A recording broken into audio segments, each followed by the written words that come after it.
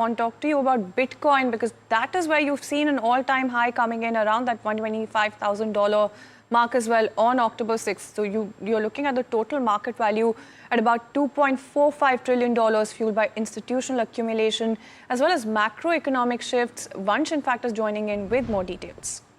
Thank you for that, Shreyanshi. So as you rightly mentioned, now the Bitcoin has hit a fresh all-time high of nearly $1,25,000.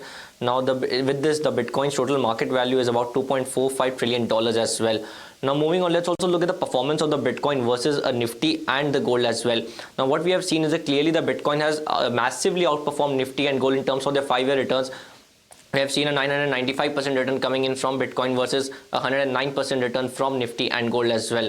Now moving on, let's also look at the October. Now the October has especially been a bullish bias month for Bitcoin. In fact, Bitcoin has given a positive return in 9 out of the last 10 years in terms of October as well. So this is an interesting thing to watch out for. Now let's understand what is the reasons behind this rally for the Bitcoin. Firstly, the institutional accumulation. Now there has been institutional demand which has remained a major driver.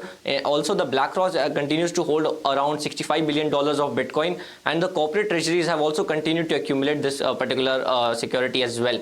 Moving on to the macroeconomic shifts, what we have seen is the weaker dollar, rising treasury demand, and the sovereign credit downgrades are further leading to strong positioning of Bitcoin as well.